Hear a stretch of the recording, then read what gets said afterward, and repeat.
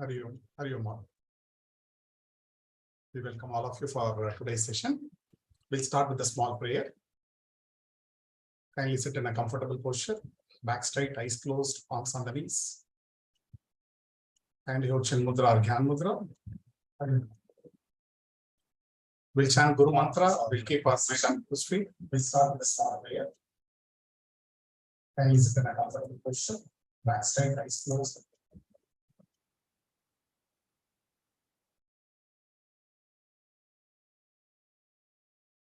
Guru Brahma, Guru Vishnu, Guru Devo Maheshwaraha, Guru Sakshat Param Brahma, Tasmai Shri Gurave Namaha. Akanta Mantalakaram, Vyaptam Yena Characharam, Tatpadam Darshitam Yena, Tasmai Shri Gurave Namaha. Dhyanamoolam Guru Murti, Pujamulam Guru Padam, Mantramulam Guru Vakyam, Mokshamulam Guru Kripa. Moksha Moolam Guru Kripa. We'll chant 3 times Om. Have a deep inhalation. Om.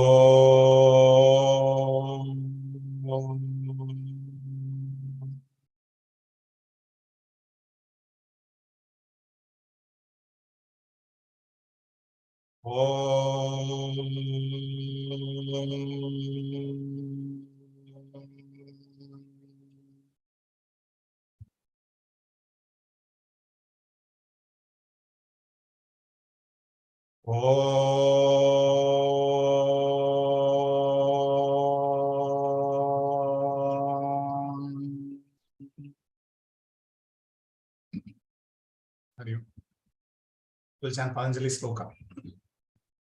Yogena Chittasya Padena Vacham Malam Sharirasya Cha Vaidyakena Yopakarotam Pravaram Muninam Patanjalim Pranjaliranatosmi Abahu Purushakaram Shankachakrasidharinam Sahasra Shirasam Shvetam Pranamami Patanjalim Srimate Anantaya Nagarajaya Namo Namaha.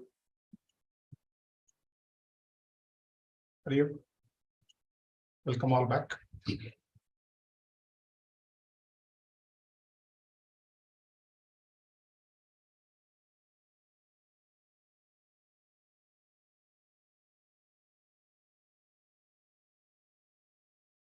So today we are going to see an overview of Kaivalya Pada. So hope people who are aware about Yoga Sutra will be benefit for them today. People who do not know anything about Yoga Sutra, you can just enjoy the concepts. Like the basic concepts will be discussing, that you can always see. So normally, if you take Yoga Sutra, the first 2 chapters, Samadhi and Sadhana Pada, is widely discussed. And Vibhuti and Kaivalya are not that much discussed. Even the commentaries also, if you see, there is no that much in detail commentary available for these 2 padas. And some people always say like these are not that important compared to Samadhi and Sadhana Pada. This may be a reason like Samadhi and Sadhana Pada, there are a lot of tools to follow. That gives a lot of things to use, practice, and find something inside, gain knowledge. Whereas Vibhuti and Kaivalya, it is not. Maybe that is also one of the reasons. So we will start with the Kaivalya Pada. With one, it is actually around 10 to 12 hours discussion. We always take in our regular class. So we'll try to fit it in 1.5 hours. Hari Om, Master. Hari Om, Hari Om.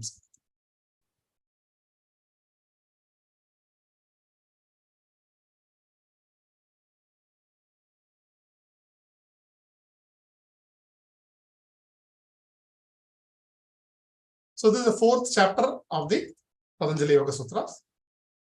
What it contains, we should know what it contains before proceeding. So most of the ideas and important concepts discussed in all the 3 chapters, the Samadhi Pada, Sadhana Pada, and Vibhuti Pada, are given here in a little different way. In a way, the entire Yoga Sutra has been condensed and summarized in Kaivalya Pada. So that is the content what we are going to see. So if you miss any important concept, you can find that in Kaivalya Pada. So what else is discussed this about Kaivalyam? Kaivalya means self-realization, mukti, moksha, you can call anything. So it talks about how a yogi evolves. So yogi here means people like us who evolved. We can call them intense seeker, and a practitioner who is always on the path of yoga. We can call them yogi, who attained certain level. So how a yogi from day one, from starting to end, how is the journey, how the journey happens, how he attains self-realization is discussed in this pada. There is no specific tools. You can find in Samadhi Pada many tools, Sadhana Pada many tools to follow. But in Kaivalya Pada, there are no specific tools mentioned. So for our convenience, we are dividing the Kaivalya Pada into 8 units. We have grouped certain sutras together so that it can form as a unit. It will be easy for us to understand. This unit segregation is not there in Yoga Sutra. We have done for our understanding. So unit 1 contains how to attain siddhis. What are the means to attain siddhis? And unit 2, the next 4.4 to 4.7 sutras contains the role of a teacher or the mastery of mind. Then unit 3 contains concepts about samskaras and vasanas. Then unit 4 about vasanas and gunas. Unit 5 talks about how the mind is perceiving the object, how I'm seeing the object, how I'm understanding the object. And unit 6 talks about role and purpose of mind. Unit 7 talks about breaches in enlightenment. Suppose I'm an intent seeker, I become a yogi of highest order. If I do a mistake, if I don't practice, what will happen? So I eventually need to fall down. So breaches in enlightenment. If I deviate from my path, what happens? What next is discussed. Then the last unit talks about samadhi called Dharma Mega Samadhi and Kaivalyam. So Dharma Mega Samadhi, this is the one samadhi mentioned in Kaivalya Pada, whereas lot of other samadhi, concepts of samadhis are mentioned in Samadhi Pada. So this is just a flow chart for all the sutras. So there are totally 34 sutras. So Kaivalya Pada contains less number of sutras. So first 3, like this is a unit 1 we have seen. How to attain siddhis, then mastery of mind and role of guru, then samskaras and vasanas. We have put in the same color because the below sutras falls under this heading. Vasanas and gunas, mind perceiving objects, role and purpose of mind, breaches in enlightenment, 2 sutras. Then Dharma Mega Samadhi. It contains about 5 sutras and its benefits. And finally, the 34th sutra says attaining Kaivalyam or complete freedom. So generally in our regular class, we will spend 1 hour only about this flowchart. What is this, each and everything, how they are connected like that. Since today we will not have time, we will go in detail. The same thing we are going to see in little detail. So first 2 sutras. The first sutra, see normally our way of presentation is like, it's like a question and answer. Now imagine a guru and disciple is there. The disciple is asking question and guru is going to give an answer. That kind of dialogue pattern we follow so that it's easy for us to understand and remember. So these questions are raised by the sadhaka, the disciple, and the answers are given by guru. The answers are the commentaries taken from great masters. So the question is, what are the sources to attain siddhis? Or what are the sources to get into yoga? In what are all the way I can gain powers? So we know siddhis means powers, extraordinary powers, supernatural powers you get out of practicing yoga. So what are the sources through what I can attain? So it talks about 5 sources: Janma, Aushadhi, Mantra, Tapas, and Samadhi. Janma means by birth. You have seen people with kids with 5, 6, 7, 8 years age used to sing like an adult, very sweet voice. And some kids has excellent memory power, extraordinary talents and all. How they have got? Have they learned in that Janma? They just born 7, 8 years back, but they have extraordinary talent. That means the earlier births, they gained all those things. In this birth, they are getting as soon as they get born. So there are siddhis, special powers you can get by birth.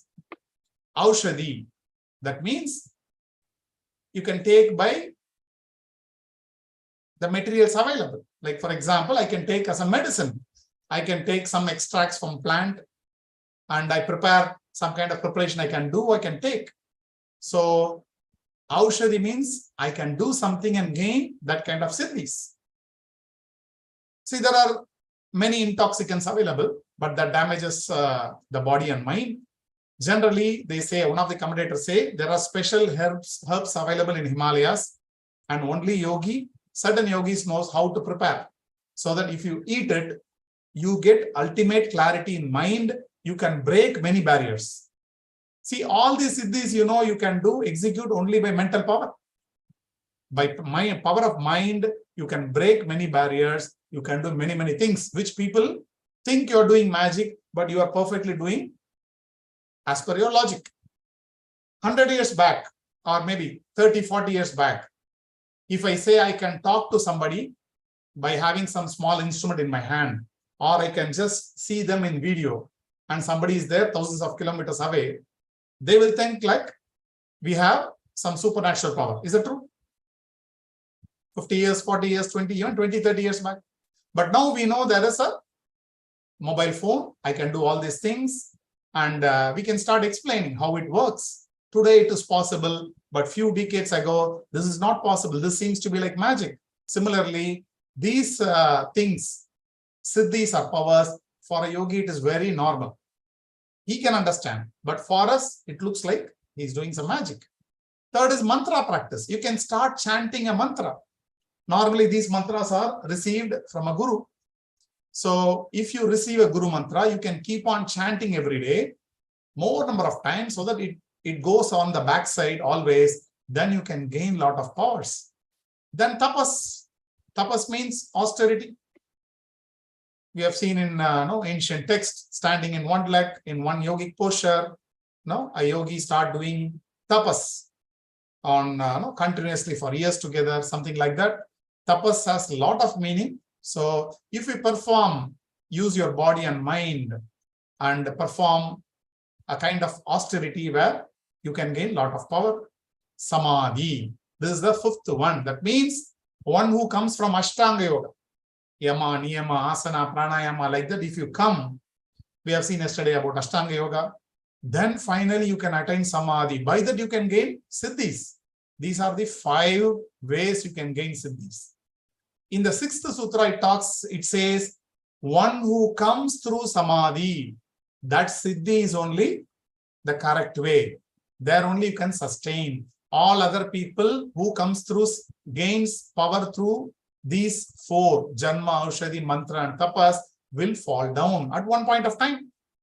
So Samadhi is the sure way to success. That's why Ashtanga Yoga is considered very, very important. Will the siddhis happens to all people? Then the next question will come, right? I get siddhis through all 5. Will it happen to everyone? So the sutra says, it depends on your inner potential. See, there are 50 kids are studying in a classroom, or say 20 kids. Can all of them get 100% marks in mathematics? Is it possible? Can all of them get first rank? Not possible, right? Why? It is based on their potential. The teacher may be a fantastic teacher, but the student should be prepared. Student should have the capability to understand. See, somebody is interested in sports, somebody is interested in maybe in science or something else, not in mathematics. You can't expect everyone to get 100% in mathematics or more marks. So it depends on inner potential. Though you follow this Janma, Aushadhi, Mantra, Tapas, Samadhi, only those who have potential, that means the perseverance, the willingness, the strength of your longing, everything should be there. You should put all your effort. If you have that kind of inner potential, then these siddhis will happen. How to know the potential? How to know I have this potential? Now here where the guru plays an important role. A guru can see and understand the disciple and give the sadhana, the practice accordingly. A guru will unleash or unlock your potential. We may not be knowing. See, I may be a lion. I'll be thinking I'm a rat. You tell me, can anyone save me? Only my guru can save me. You may tell I'm a lion, but I strongly believe I'm a rat. I start behaving like a rat only. Here only guru comes and he will show who I am. So the importance of Guru is mentioned here, and it is very important, like Guru in our life. Because by ourselves, we may not know our real potential. So Guru's help is required. In what way nature helps?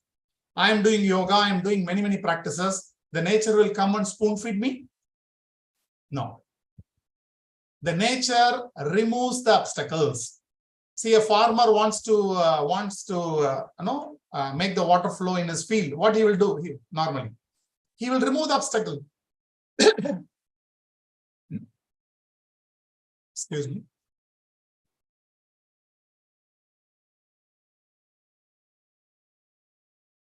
He has to just open little part of the land here and allow the water to go.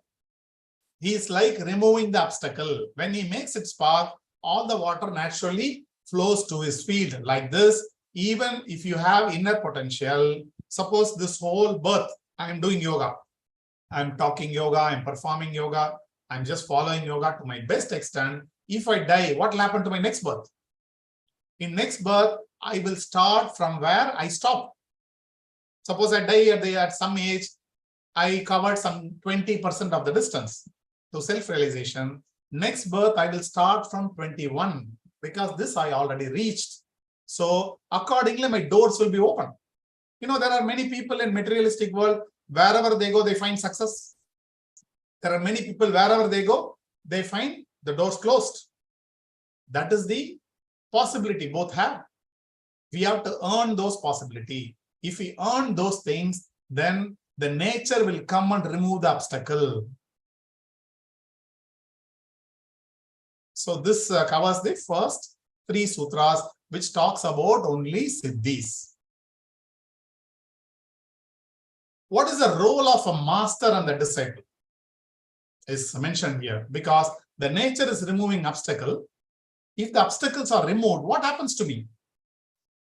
Now, in this sutra, there are 2 kinds of chittas are discussed. Chitta means mind. 2 mind. One is nirmana chitta. Next is nayaka chitta. What is nayaka? Nayaka means the hero. 1 second. Okay. So nayaka chitta means it is the master, the hero, the center of the story. So nirmana chitta means created one. So if you want to understand, nayaka chitta means a teacher mind, nirmana chitta means a student mind. That means something what real, the me, is nayaka chitta. Something which is not me, which comes and goes, is nirmana chitta. For example, we all have negative emotions. For example, we'll take anger. Can you be with anger for 24 hours? No, right? These things comes and goes. But inside I know getting angry on someone is not good for me. It's not good for them also. It's not good for me also. There is other ways to handle all these negative emotion is not good. We know that part of the mind which tells what is right and what is wrong. That is called as nayaka chitta. The other part of the mind which behaves out of my control can be called as the student mind or nirmana chitta.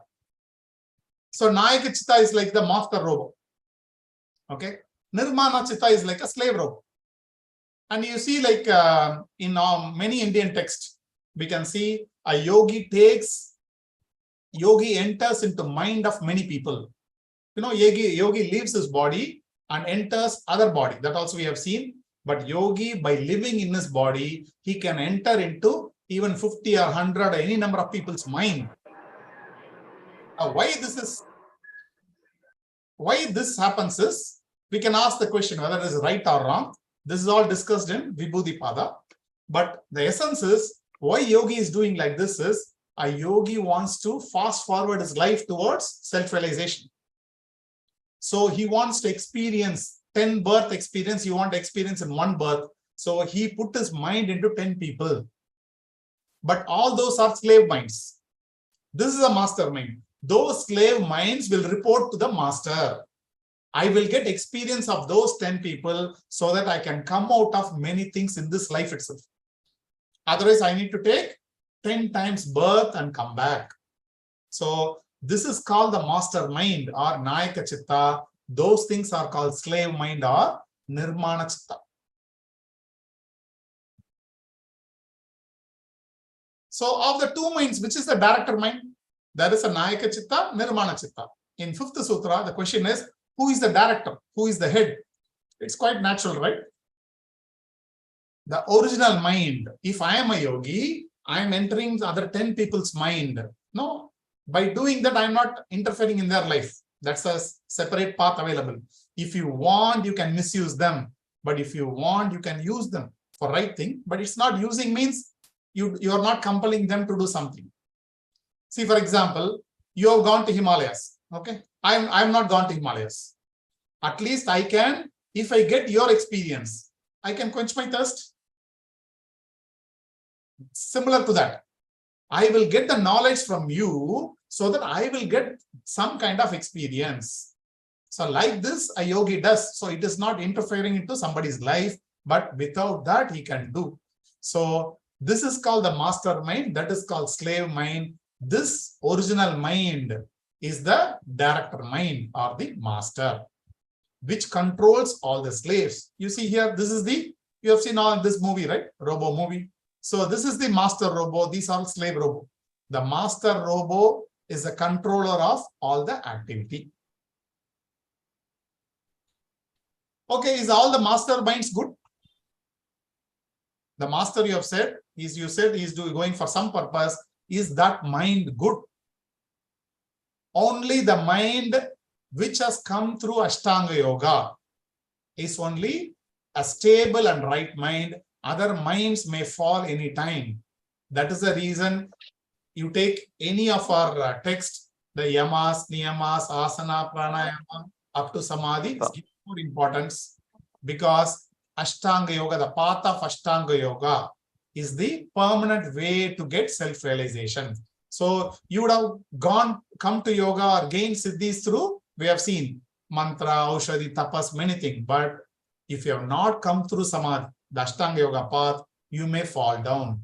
So the mind which has come from Ashtanga Yoga is the mind. Okay, that is the good mind. That's a yogi who can attain whatever he's supposed to at the end. Other yogi may fall because that is the temporary path they have taken. What is that mind born out of meditation? And what are other minds? Because last sutra said, any mind born out of samadhi or meditation is good mind. Other minds are not good. So next sutra talks about what are those minds. The mind of meditation and other mind is discussed here. So here we are talking about 4 types of yogis. That means people, yogis with 4 different types of mind. They are called Shukla yogis, Krishna yogis, Shukla Krishna yogis, Ashukla Akrishna yogis. That means white yogi, black yogi, gray yogi, and neither white nor black. So they are not visible, invisible one. What are white yogis? Shukla yogi means they are good people having good intention, but they expect something in return. See, if somebody is suffering or some problem happened, na, if I am a rich person, I will donate 1 crore rupee to that. But I will expect you to appreciate me or put a board, so-and-so person donated, or organize some small function using just 1% of the money. And I expect those things. So that I expect some recognition or my name on it telling that so-and-so person has donated. So they are called white yogis. That means good people, but they expect something in return. Have you seen in temples? They donate some very small thing and they put a big board. Right? Many places, not only temples, many places they say they would have donated one small tube light, but one small board will be hanging, donated by so-and-so. These are those people, good people, but expect something in return. Krishna yogis, they are black people. They don't have any good intention.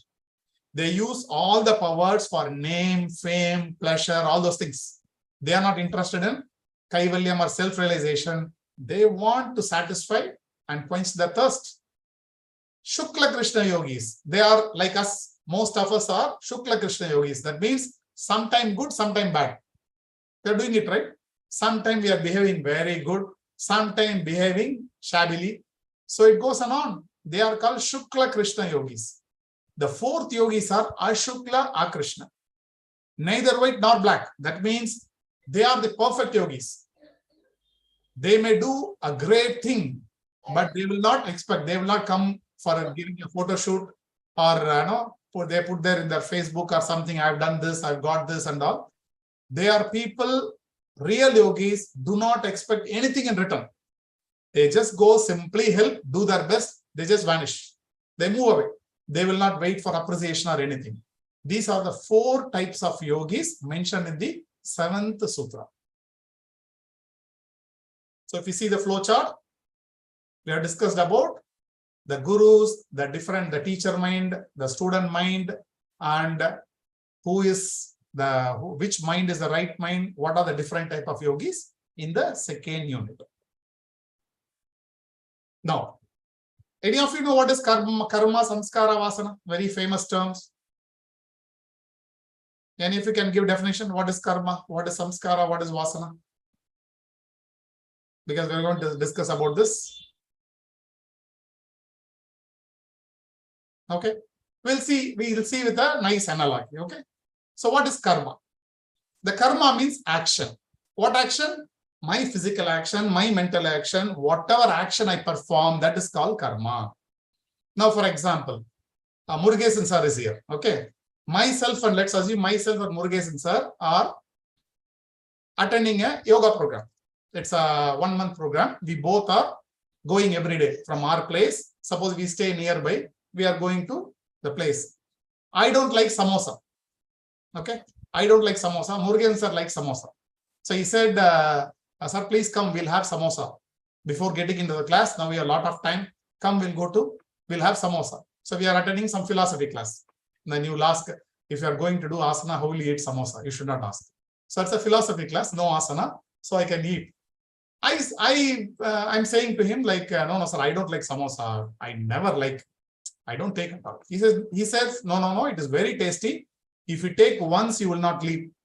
So what I do, I'm going with him. I'm eating samosa. I'm doing one action, right? One action. Next day, what happens? After the eating, I'm telling, really, it was wonderful. I'm telling Murugesan sir, where you got this shop, sir? Fantastic. I never ate such a tasty samosa. We'll eat tomorrow also. So next day also comes. Next day also, before getting into the class, we both are going to samosa stall eating. So I've become fan for that samosa. So the action is getting repeated. Now one day Murugesan sir is not coming to class. I am going alone. My class is 6 o'clock, now 5:30. When I get down from the bus or train or anything, I'm walking. What will come to my mind? Yoga? Philosophy? What will come? Samosa. Samosa. Now, the action has become habit. This is called samskara. I performed one action. I repeated 2-3 times. Now, without the support, without Murugesan sir, I got into a habit. Samskara means habit.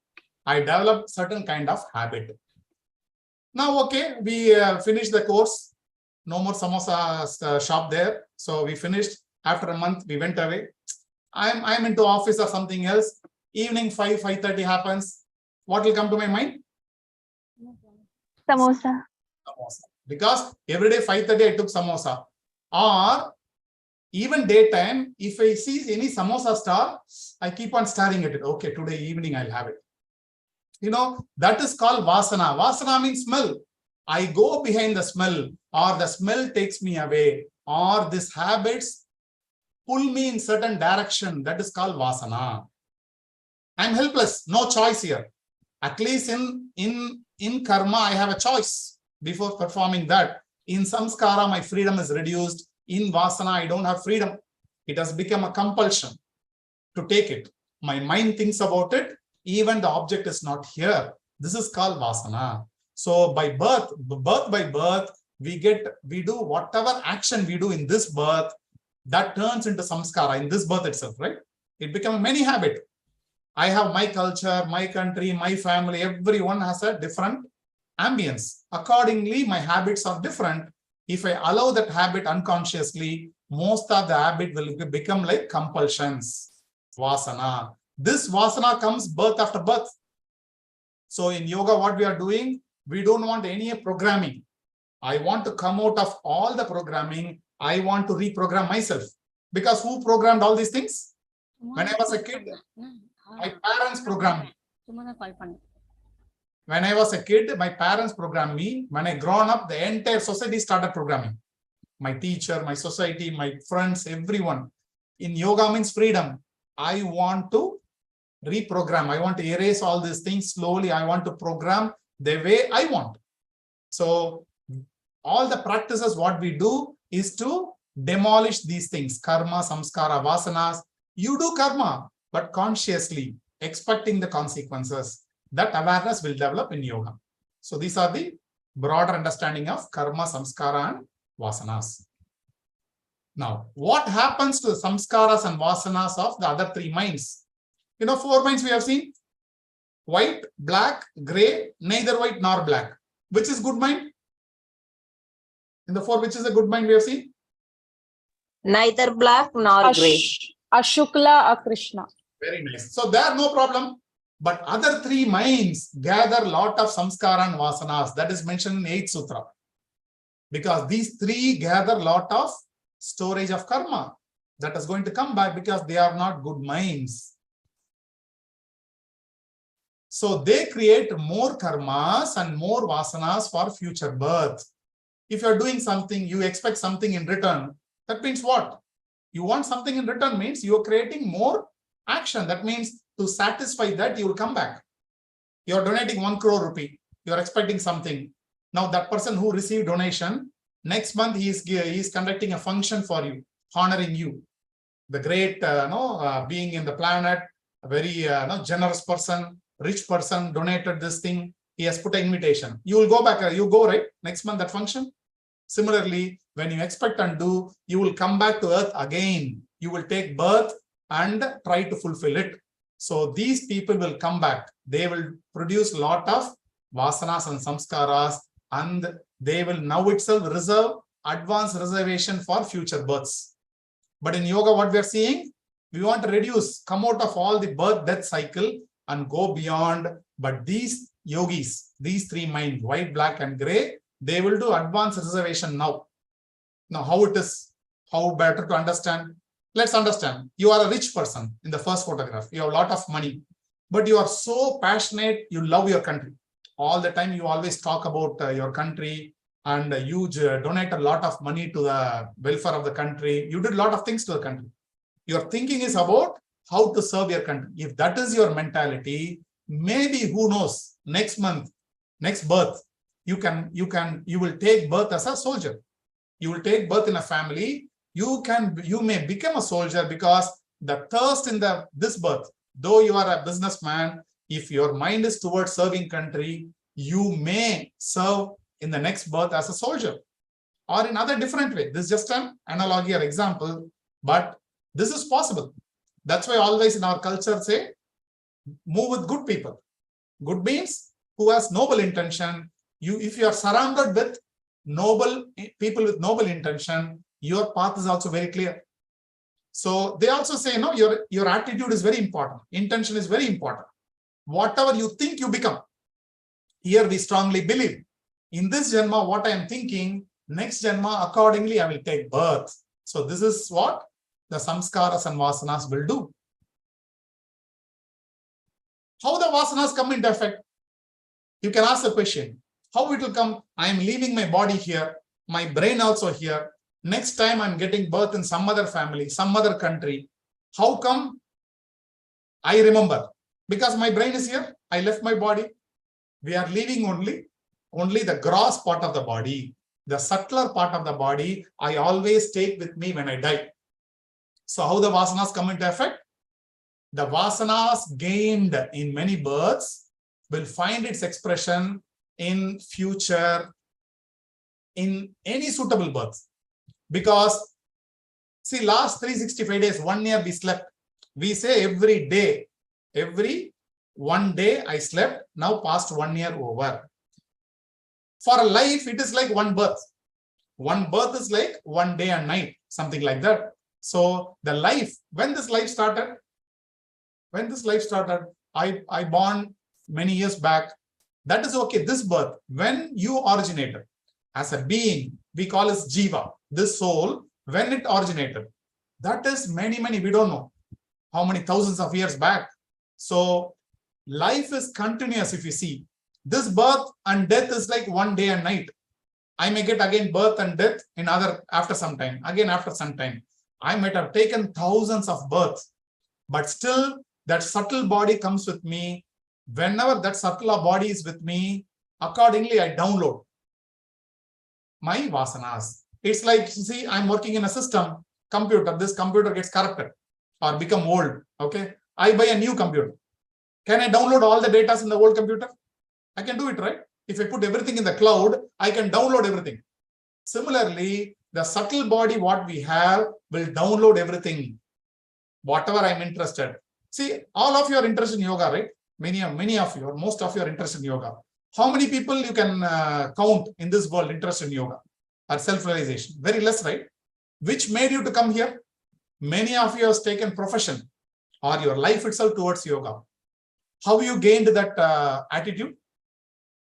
You cannot explain. These are called vasanas. I just got it long time back. I might be a stone long back. Then I would have taken birth as a plant or a tree. Then I would have taken birth as an insect. Then maybe many animal form. Now also among many human form, I took birth as this human form. So suppose I am one of this people here in the picture. I have all the characters of this tree, this insect, this animals, everything inside me. It is there very subtly. Or if I have taken 1,000 births in human form, all the 999 births which I took earlier, the residue of this is always with me. Those keep on influencing me. This is called the vasanas. Till I exhaust the vasana will be with me only. So when the vasanas originated, so you talk about a lot of vasanas. The question is, Master, when the vasanas are originated, what is the starting point? The sutra says the vasanas are anadi, that means beginningless. Can anyone say when the universe was created? Nobody can say it. The science cannot say. They can only say up to Big Bang, maybe about our galaxy. There are trillions and trillions of countless galaxies. Who made all these things? We cannot explain. Similarly, the vasanas are beginningless. When I started my journey as a soul, when I started the journey, I do not know. So there is no beginning to vasanas.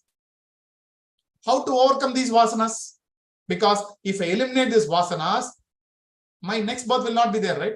I can straight away attain self-realization. So how to eliminate these vasanas? If you want to eliminate, you need to remove the supporting structure. Say, I want to remove this toy. How to do it? Just remove the supporting structure. Just pull one card, everything will fall down. This will also fall down. Similarly, the structural support for vasanas are kleshas. You know what are kleshas? Kleshas means impurities. In that avidya, which is the master of all the kleshas, mother of all the kleshas. That means impurities of the mind. Avidya means lack of spiritual or existential knowledge. Not simply lack of knowledge. Lack of truth. Lack of spiritual knowledge is avidya. If you remove that avidya, that means if you gain vidya, if you gain the right knowledge, then you can eliminate vasanas. So this is up to 11. So this 4 sutras talks about samskaras and vasanas. So the next question is what? The vasanas are there, but vasanas, the old vasanas, maybe 10 births, 20 births before also, that is influencing me. So what I am doing will be the consequence for the future. So that past and future exists in the present? The question is, how come the past influences me? How it decides the future? The past and future are as real as the present. It appears different as it differs in its characteristics and form. That means, what is the first picture? Milk, right? Milk. Can you find curd and ghee inside the milk? Can you find No. that? But curd and ghee are inside the milk only. Is that true? Yeah. You cannot find now. This is what here. See, we can say what is the present here is I have the past and the future in the present. That means whatever I did in the past, I can correct now. Whatever I do now, it's going to become future, right? You start investing your life in yoga or self-realization. Now, after 5-10 years, you will be in that direction only. Is that true? So the past and future can exist in the present, but it exists in subtle form. I cannot see, but it is there. I will just want to read it. If you are unable to see the past or the future, it does not mean it does not exist. They are existing in the present. What is past? Whatever we are now is because of the effect of the past. What is future? Whatever I'm doing now, the effect of this will happen in the future. This means I have many things under my control. If I am conscious, if I am aware, I can influence the future. In what way the gunas and past and present future are, past, present and future are connected? We know about gunas, sattvic, rajasic and tamasic, 3 gunas. So what is the difference between yesterday and today for you? What is the difference? Can you find the difference in the mirror? Can you tell me what is the difference, you as a person, between yesterday and today? Any difference? No, I cannot find in the mirror. There is some difference, right? No. The gunas of yesterday, 5 years before you take. 5 years before you are X, now you are Y. What's the difference? What's the difference? I'm not taking knowledge. Knowledge. Many things.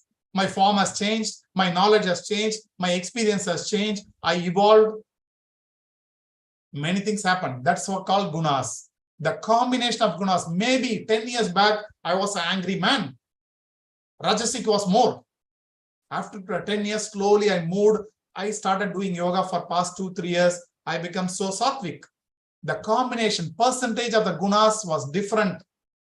That time it is different now. So this is what the difference. The gunas combination will differ from time to time. This is the difference in past, present and future. So future you want to be sattvic, you can become. That's like in your hands.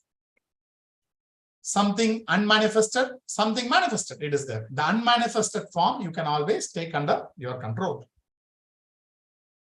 If everything is due to changing of gunas, how come we are unable to see the change in the object? Next question. That means if everything is changing, why am I unable to see the change? That's why I'm asking. You have seen you in the mirror yesterday. Today you have seen. What is the change? Can you note the change? Note down the change? No, right? You cannot find between yesterday and today. Your face. You are seeing your face in the mirror. Can you see the difference? No, I cannot see because the time is very small for me to understand the difference. For example, I'm keeping this apple, the first picture. This apple I'm keeping in the fridge at 8 o'clock when we started our class. Now it is 8:45. You take and see, can you see the difference? 8 and 8:45. Any difference in the apple? No, No. you cannot find, right? No. But that means that no change is happening in the apple?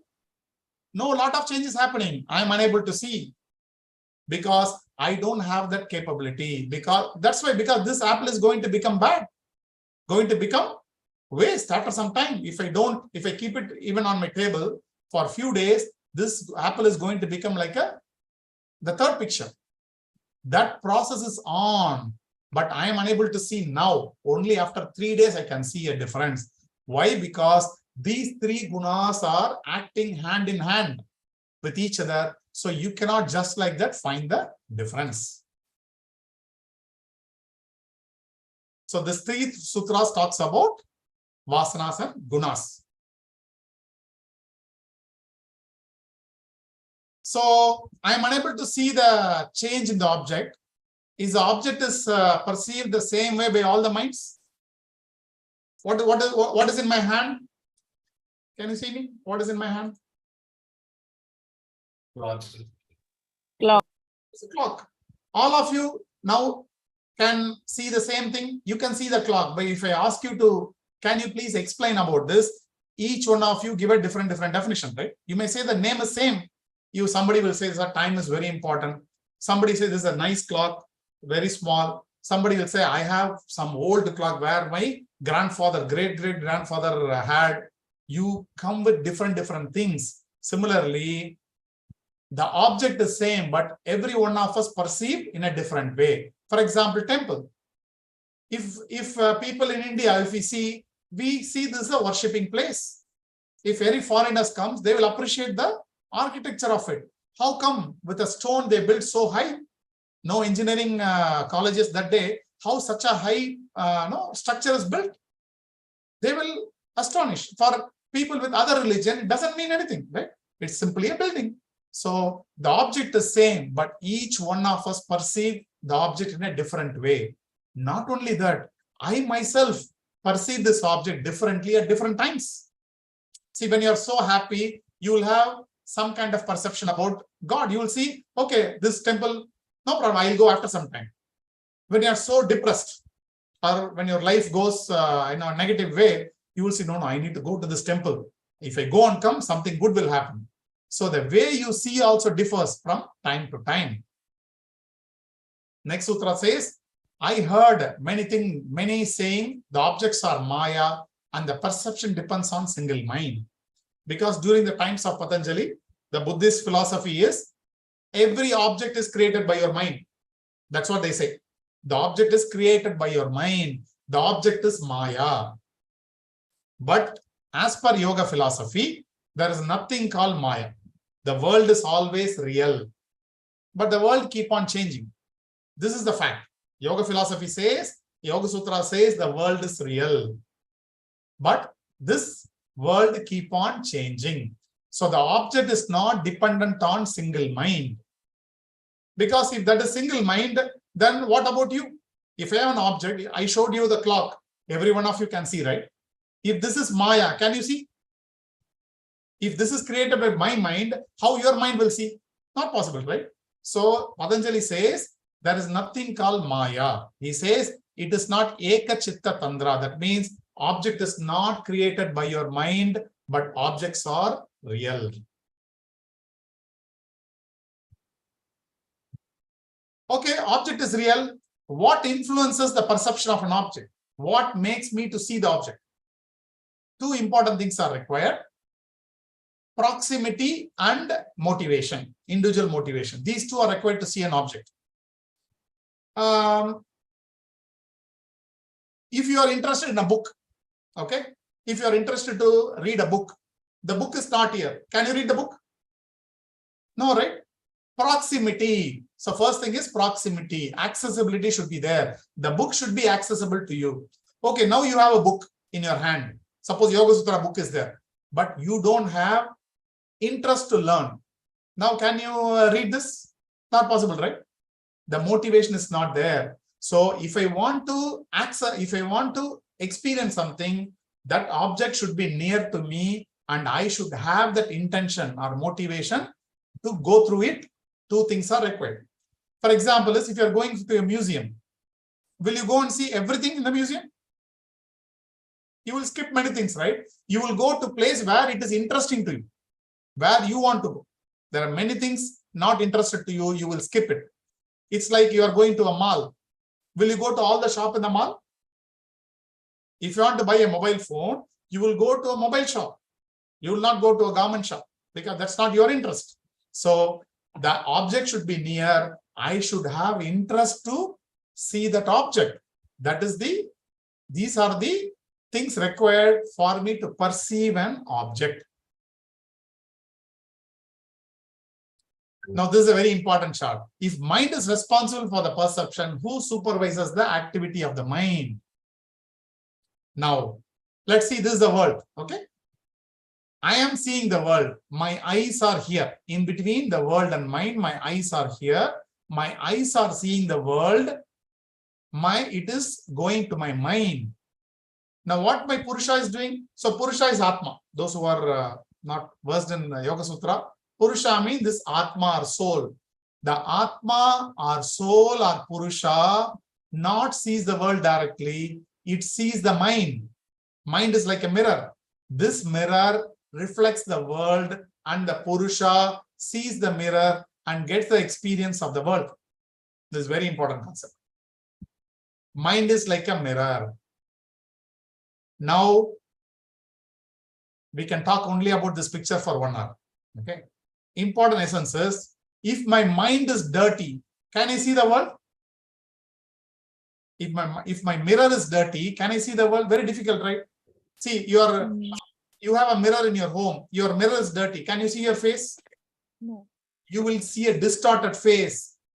Or it's like this. You're going to a cinema. Okay. You like one cinema. You want to experience the cinema. But when you start watching the cinema, they're switching on the light. People are coming and disturbing you. Everybody is talking. Now cinema is over. At the end of the cinema, what will you have in your mind? What will you say? You will say no experience, right? I have not enjoyed the cinema. What will you do? I didn't get any idea. Yes, you're not. So what you will say? I want to come once again to see the cinema. Will you do it? Yes. Because you are not done. This is what is happening. If my mind has a lot of impurities, I cannot perceive this world correctly. So if I die, again I will come back here to experience the world. So my mind wants to see the world correctly, because then only my Purusha soul inside will get the satisfaction. Otherwise, my soul will not be satisfied. All the yoga sadhana, what we are doing, asana, pranayama, any practices are to cleanse the mind. When the mind is clean, what happens? It can reflect the world perfectly. That means I'm seeing the cinema without disturbance. If you see the cinema without disturbance very nicely, then you will say, I will not watch for the second time because I enjoyed everything. Second time when you see it, it becomes different feeling.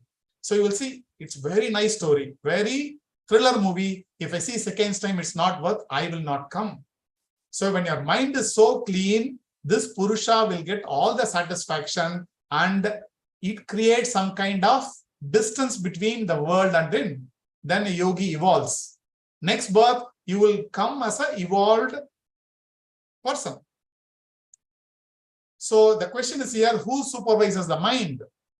Only the Purusha, because the mind keep on changing. Something keep on changing can be witnessed only by something which is not changing, right? When you are 5 years, are you the same person? 20 years, same person? Means the soul is same, like you are same. Your mind changes, but you as a person is same. At 80, will you be the same person? Same person only. My mind is changing, but soul inside me, it is same, right? It is me. 5 years, it was me. At 40, it is me. At 80, I'll be me only. So that is called Purusha.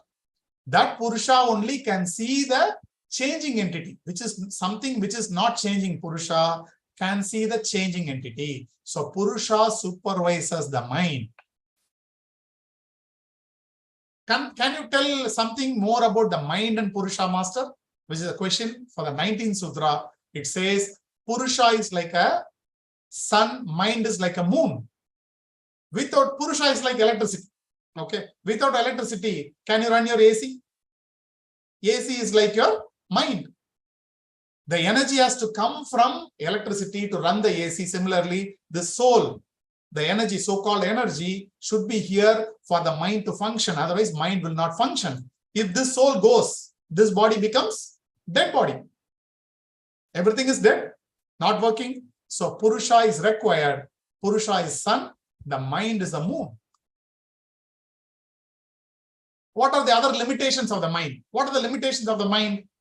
Let's say like mind is a cinema screen. Okay, you are watching a cinema. While watching a cinema, can you see the screen? Can you see the white screen when you watch the cinema? When Yeah. you can see it. You can see, right? Yeah. How come, ma'am? If the white screen is there, then cinema is not on. When the cinema is running, you cannot see the white screen, right? Yeah, the screen only we will see. The cinema we cannot see. So cinema we can see, but screen we cannot see. When the cinema is on, you can only see cinema, not the screen. When the interval comes, Yes. they switch off the projector. Now you see screen. Now you like wipe your eyes. Oh, I cried. I got so much emotional. This is just a cinema. Now you see this screen. So when the world is on, here I put a mobile phone. Like the analogy is, in the second photo, can you see your face? When the mobile is off, you can see your face, right? But when you're seeing some movie in the mobile, can you see your face? You cannot do both at a time. So this sutra says, the mind can see the world. The mind either can reflect the world or reflect Purusha, not both at a time. See, why yogi is closing his eyes and going into samadhi? When he closes all the world, then he can see the self or the God. When he opens his eyes, he cannot get experience of God. He can see the creation. So you cannot see the creation. The mind cannot see creation, creator at the same time. The mirror can reflect only one at a time. This is the limitation of the mind. Now, question is, as per those times, the question is, why not I have two minds? Is it possible to have two minds so that one mind will see the world, other mind will see reflects the Purusha? Is it possible? So Patanjali says there cannot be two minds, because this is a concept of Buddhism, where they say everything is the creation of your mind. So they say there are many minds exist. Now he says it is like a mirror. If I keep one mirror before other, it creates infinite image, right? So he says there is only one mind. There cannot be two minds. You can call one as mind, other as Purusha. So Purusha is changeless, mind is changing, the world is there. You cannot have two minds because that creates a lot of confusion. This is what he explains in 21st Sutra. So this is up to 21. Now, what is the role of mind? The question is, we are talking about mind. What is the role of mind in self-realization? So the role of mind is, mind normally reflects the world. And when the world is off, the mind can reflect Purusha. Like when I am not in meditation, I am reflecting the world, right? I am seeing the world. When I meditate, I am not seeing the world. I am seeing the Purusha or the soul. I am trying to touch the soul.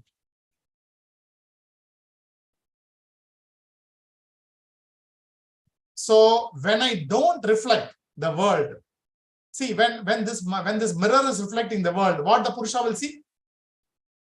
Purusha will see the mirror or the world. What it will see? When the mirror is reflecting the world, what the Purusha will see? World only? World only. When the world is off, what Purusha will see? Mirror. Mind. Or them. Or Exactly. their self. Yes. When the cinema is off, then only I can see the screen. That is what is mentioned. This is the role of the mind. When the world is on, the mind reflects the world to Purusha. When the world is off, the mind becomes object to Purusha. So it's all really higher concept. It takes a lot of time to sink. We need to dwell in all these things. They're just giving a taste. It takes a lot of time. So don't worry if you feel like we are going a little fast. What is the dual purpose of the mind? What are the two purposes of the mind? We already said that is again, he's like one more time he's telling. He says the dual purpose is Bhoga and Apavarga. What is Bhoga? Bhoga means experience. What is the purpose of mind? To get all the experience. Any one of you want to like sleep all the time? You want to switch off your mind all the time? No, right? Even weekend comes, 5 days you have a lot of pressure, but the Saturday, Sunday, are you just sleeping in home? No, right? You want to go out. You want to go out for a vacation or to a mall or to a cinema, activity, because you want to get some more experience. We are always doing everything every day because we want some more experience. That is called bhoga. Bhoga means experience. If you get all the experience, what do you want to do? Suppose you experience all the places in the world. You experience all the emotion in the world. What do you want to do? You don't want to do anything. You want liberation, right? See, you are going to a park, okay? You have not seen the park. It's a very beautiful park. You have not seen it properly. What do you want to do tomorrow? Today, you have not seen it properly. Tomorrow, you want to come again, correct? You want to get more experience. Suppose you spent a lot of time in the park. You got very good experience. What will you do after that? You will not come. You will say, I don't want to come. Maybe I will go to next park or do some other thing. This is called apavarga, is liberation. Once your mind get all the experience of this world, then the mind will naturally shift to self-realization, liberation. Till such time, your mind will be going behind money, pleasure, whatever it is, whatever you think will give, you will go behind it. What is the one and only purpose of the mind? Next question is, you have said two purpose, but is it two or really one purpose? What is the purpose of this worker? You see, these workers are working in factory. What is the, for what they are working here? For the money? What for money? To earn their livelihood, sir. Exactly. For their family. Many will say they are working here to complete the assembly of the scooter. No, that is only the intermediate thing. They are working for money to feed their family. They are not here for this purpose. Similarly, the mind is there to serve Purusha. The Purusha soul is there. Mind is the servant to Purusha. Mind is there to serve the Purusha. For serving only, it is reflecting the world. It is showing the world to the Purusha. What happens if you understand distinction between mind and Purusha? How many of you know you have mind? Everyone? Everyone knows you have mind, right? Yes. You have your experience of your mind. How many of you have experience of your soul? Any of you here? I experience my soul. No, right? Nobody experience. So that is what the knowledge we are going to see, how to get that experience. So the question is, what happens if I understand the difference between the mind and the soul? What happens? Now, you know, CEO is a powerful person, right? Any company, CEO is a very powerful person. And he's a person who takes a decision every day. Is there anybody above CEO? There are people, right? You will not meet them. The board of directors or chairman is above CEO. If you know who is the CEO and who is the chairman, then all these days you are thinking CEO is the ultimate boss. But now when you understand chairman is above CEO, you will give importance to chairman. Is that true? So the mind, earlier I was thinking mind as ultimate thing. Mind as Purusha. I'm thinking mind is everything. If I taste what is soul, then everybody I will not give importance to the mind. I will give importance to the soul only. What is the benefit? You understood this thing. What is the benefit? The benefit is the mind is inclined towards highest discrimination and gravitate towards Kaivalyam. That means, see, earlier, this is my case. I think I am the mind. Okay. Now we are thinking like this. These are all, say, our senses, for example. The mind is ultimate in me. Today, I don't have experience about Purusha. Only mind is the highest thing inside me, and everything follows my mind. If I know the CEO, if I know the Purusha, even including my mind and all the employees, all the senses will follow Purusha. Is that true?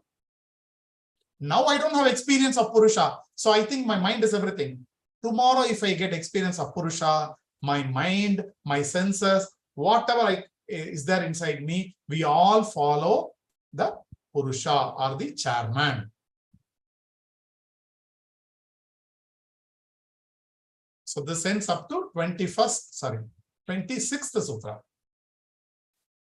Okay, we have understood Purusha now. What is mind, everything. What happens if you get a break?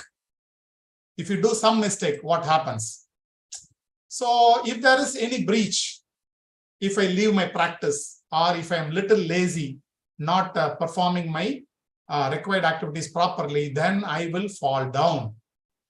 My samskaras are waiting for me.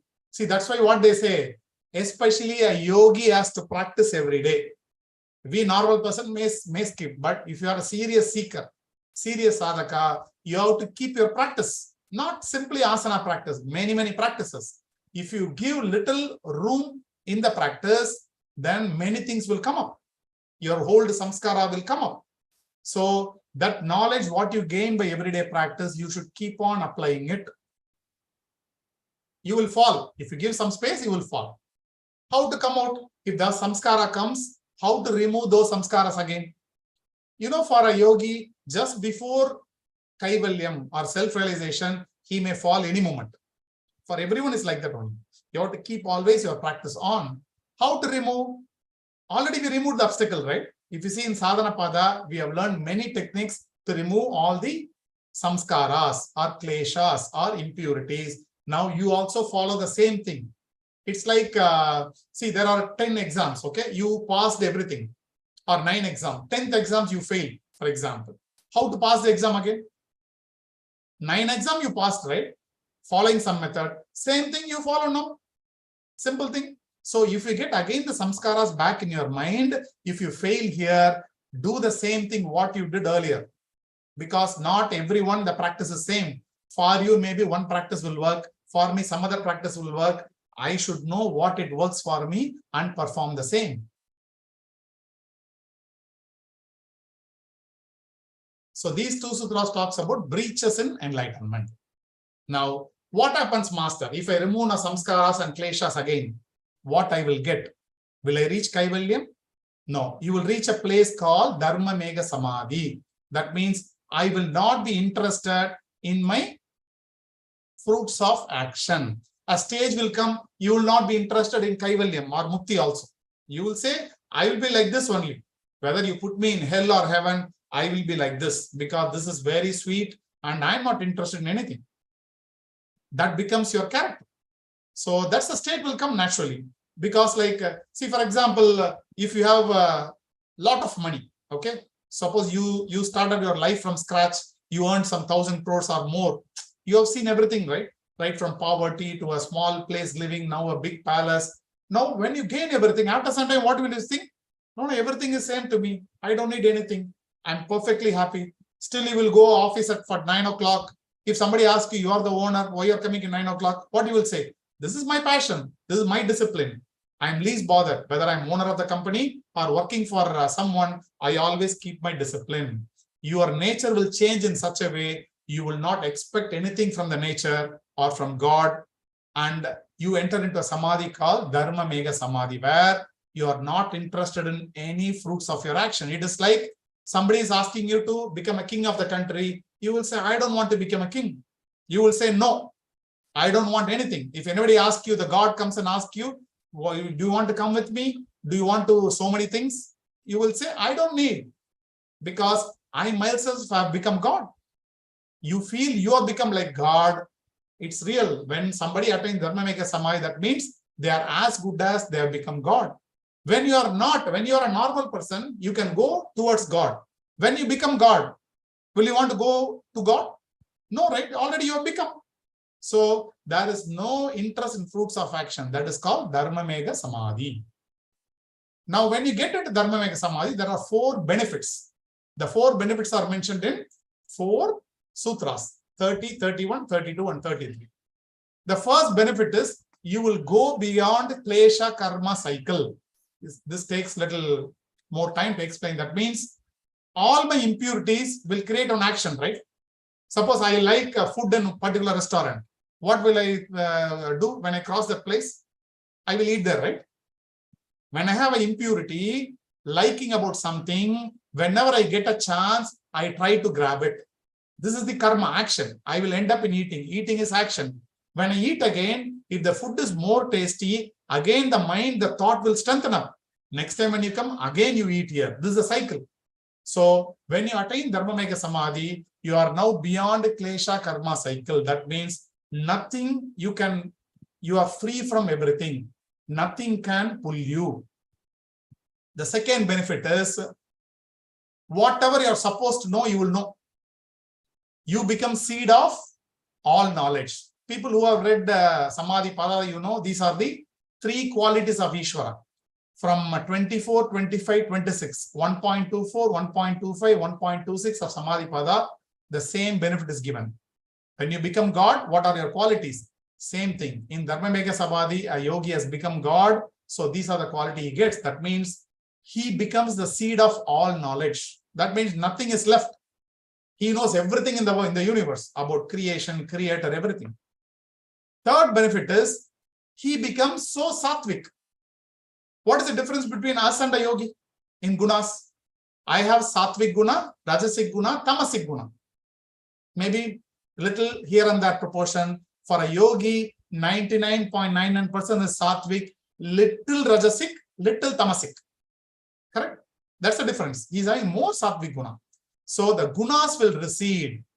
The gunas will retire. The gunas will not function more, because for a god, no guna, right?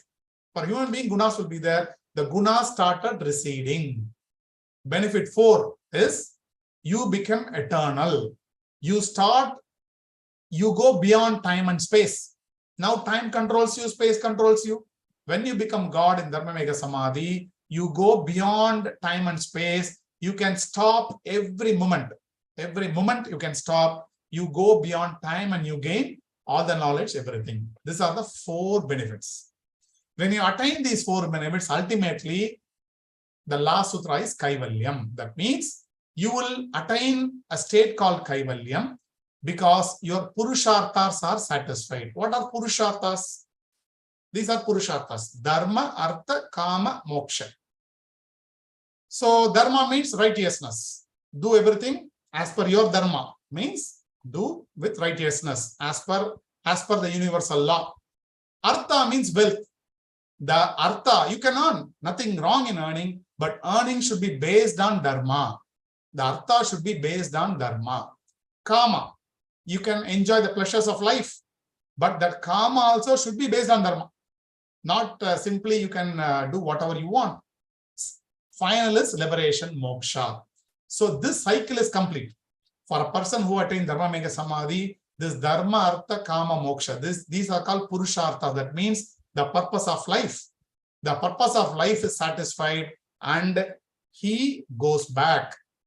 His work in this world is over, so he has to go back. That means he understands clearly what is Purusha, what is Prakriti. That means what is creator and what is creation. 100% he understood. The separation he understood. That's why yoga can be also called as Viyoga. Yoga means union, right?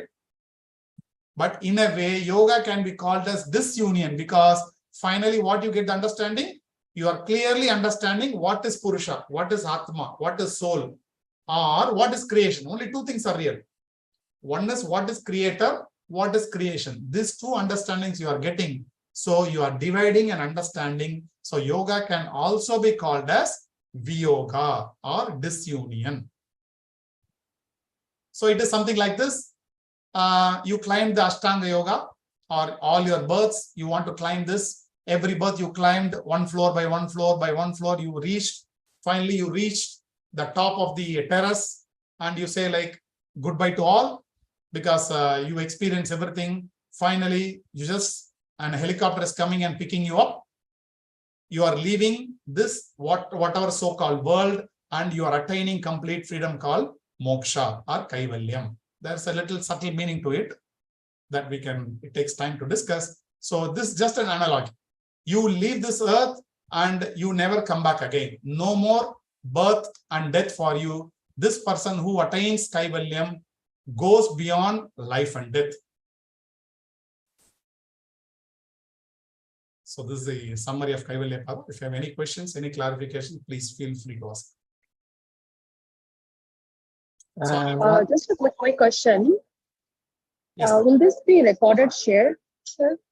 yeah, I can share the recording. It is there live in YouTube, so I'll share you the link back. Thank you so much. This is a 12 to 14 hour session. So we try to compress as much as possible. You know, philosophy is very difficult. Yeah, no worries. I actually lost signal. I'm out also. I'm trying my best to attend some lecture. So if you want to attend the whole course, it's a 75 hours course, approximately 6 months it will run, where we take more time for each and every sutra stage by stage. If you're interested, you can Okay. always contact us. Yeah. We Okay. are starting from coming Saturday onwards. Yes, Murugesh. Oh, okay. Should I reach out to you for that? Yes, Archana ma'am. Should I reach out to you for the whole? Yeah, please. course? I'll put in the group itself, the poster and what is the fees, everything I'll put it. You can always reach me for registration. Yes, Sir, Murugesh. both Asampragnata and this Dharma Mega, both are same? Yeah, good question, good question, ma'am. Dharma Mega Samadhi and Asampragnata Samadhi are more or less same. It's like very close to each other. Nowhere the difference is given. None of the places they're given. What is the Nirbija Samadhi then? Nirbija and Asampragnata, the climax of Asampragnata Samadhi is Nirbija Samadhi. If you see by qualities, Asampragnata and Dharma Mega are more or less similar. Very close to each other. You are right. It is more or less same. Thank you, sir. Master, naturally, we know very well Yoga Sutra, Patanjali Yoga Sutra, but this type of depth is available through this course, through this introduction only we have got. So definitely, I'm very much interested, Master. Very shortly, I will join. Sure. I hope this must be passed to all people, because I hope within these 6 months, everything will be covered about the life, right? Yeah. According to your statement, past, present, future, everything. Everything So each and every decision will be taken by us very clearly. So the life will be super. I hope. Thanks because a lot, Master. we use the Sanskrit slowly. We don't use many Sanskrit words initially. We use a lot of analogy and examples, so that if you don't know, if you don't have any idea about Yoga Sutra, but you want to learn some philosophy, you want to understand what is life. See, simple thing is we are all into suffering. Yoga Sutra gives complete solution how to come out of suffering. If you understand the larger mechanism of life, you are not even like an ant in this whole cosmos. I am not even like a dust. If you understand those reality, then you will start handling your life very sensibly.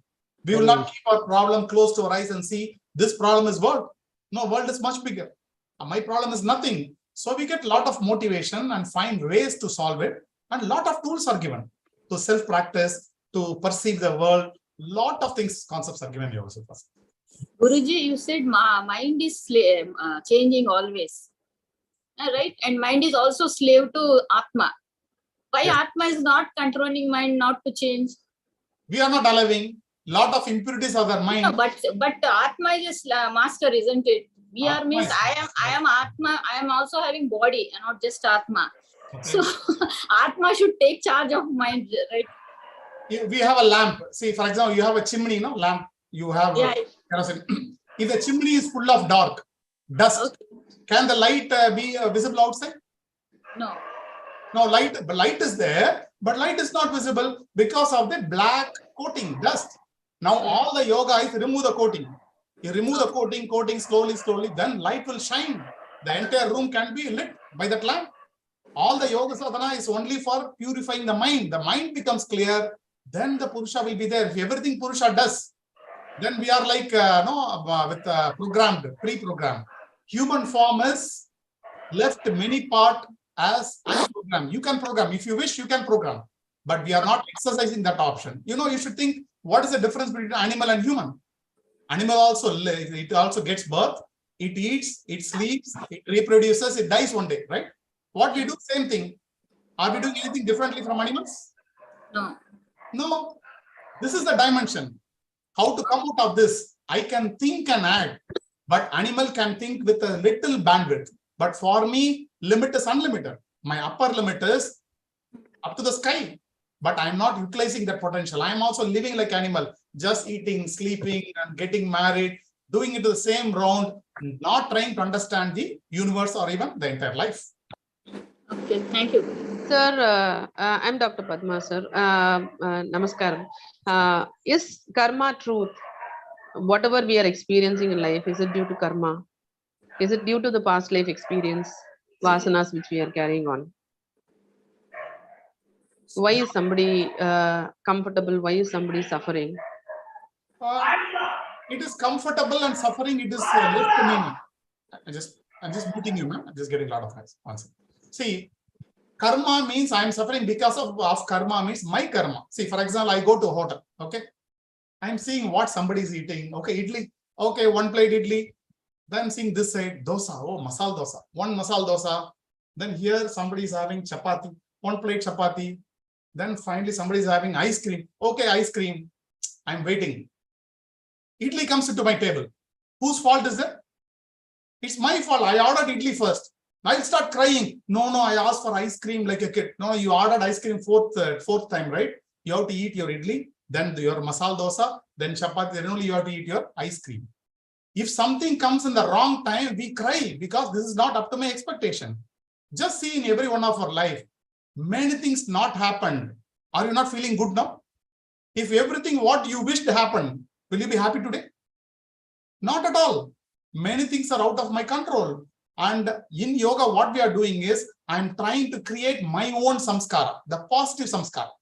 Now, yoga sadhana is considered as a positive samskara. That means I am doing a positive programming. Now, there is some program running, which I only created unconsciously many births before. Now, I've decided, today I have consciousness. I know about yoga. Let me reprogram in this birth. When I reprogram it, the way I want, I will do it in a much better way. When you take karma samskara in your hands, you will work for it. If you think karma samskara is somebody has given, you will live life just like that, right? I'm crossing a road. Can I say this is all karma? Don't see the road and cross. What will happen? You will get into an accident. Even to crossing a road, we have to use our sense. See left, right, what you cross. But in life, are we doing the same thing? Simply we are doing because we have a lot of compulsions. Many of our choices are compulsive action. There is no freedom. We think we have freedom. Actually, there is no freedom, that we are not aware. If we consciously create and remove our compulsion, then life will be much wonderful. Thank you. Thank you so Sir. much, Guruji. Yes, Sandhya. Guruji, I have one small question. Like when you are talking about the life and all what you are telling, like at the age Hello, of Master. now I am 40, so I I can really, relate. Master, sorry. Please, sir. Yeah, Sandhya, please. Yeah, so I can relate what you are saying, but when I want the same session for my daughter of 18 years old, will she relate what you are saying? We will do our best, ma'am, because see, we always in our class, we always give logical and scientific answers, not like belief system. If somebody asks God, where is God? We will explain in a different way. So if we have younger generation, see, none of the younger generation, even us, don't want to believe something illogical. Is that true, ma'am? Definitely. Yeah, that's what, like, because this is the information that has to be passed to the next generation at an early age. That's what I feel. So is my thought right? Yes, it is right. If they let them give your daughter or any younger generation, give little space to this concept. Keep their mind open. At the end of the session, if they say, feel this is waste, let them do. We are not bothered. But if they keep their mind open, this can do phenomenal things to them. It changed me, it changed many people. We had a lot of philosophy in our mind. When we start reading Yoga Sutra, just only one thing we did is kept the mind open. It did wonderful things. It's possible to anyone. It's your duty, ma'am, to give your best. Is that true? What will happen? We don't know. You try. Yeah, definitely. Leave to the hand, to the nature. We'll do our best. That is what we can do in our life. All our life. Can you be like someone? No. I can only do my best. If my best is only this much, let me do it happily. Whatever supposed to happen, let it happen. Yeah. Thank you. Thank you, Guruji. Please call me by name or put anything. Please don't call me by Guruji, ma'am. Sorry. Because we have Sure. the Guru in our Sure. Yeah. This is just the address Swamiji asked to put for teaching. Otherwise, we are all pretty normal person. Call me by name. I'm comfortable. Please. Thank you. Sir, I have a question. Yes. Sir, is chitta and mind, what we call manas, are the same thing, or there is a deeper understanding for us to know chitta? Chitta in Yoga Sutra means buddhi, ahamkara, manas. Three combines to call as chitta. In general, chitta means mind. Okay, in yoga philosophy, chitta means mind. Mind has three parts: buddhi, ahamkara, Manas. What is buddhi? Something which tells you what is right, what is wrong, right? There is one part of mind always tell you this is right, this is wrong, which is very feeble, always tell you, we ignore it. This is called buddhi. Ahamkara means the I-ness. This is called as ego, not that normal ego word we use in English. We can have two things. One is this ahamkara is required to gather something. See, I am different from you because what I gathered as a body and mind is different from what you gathered as body and mind. Here, the ahamkara is very much required. That means the I-ness. I always try to save me. I always try to collect something and form something, a separate identity. This is called ahamkara. The manas means there are energies or the programming behind the functioning of your karmendriyas and jnanendriyas. What are karmendriyas? The hand, legs, there are 5 karmendriyas. That means organs of action. Jnanendriya means organs, the 5 senses. So, see, my hand is also skin. My eye is also skin. But how come eyes can see things the hand cannot see? Have you ever wondered? Both are skin, right? But this can perform something totally different. This hand also having a lot of skin cannot do. So there is something special to this organs which make its function. This is called manas. So this also comes from mind. So mind consists of buddhi, ahamkara, and manas. We can see this in detail in the evolution chart. In sadhana pada, you get an evolution chart. How the evolution happened. In that you get a this will take 1.5 to 2 hours if you want to explain. This is part of that evolution chart, which comes from Samkhya philosophy. So this is what the chitta means. Sure, sir. Thank you so much. Thank you. Sir, can you please share the PPTs that you were sharing through things? Yeah, I will try them. I will get other form of it. I'm going to send a flow chart to understand all the 4 padas. I'll give some material for all the 4 padas. Sure, thank you. Thank you. Yes, Namanit sir. Sir, one question.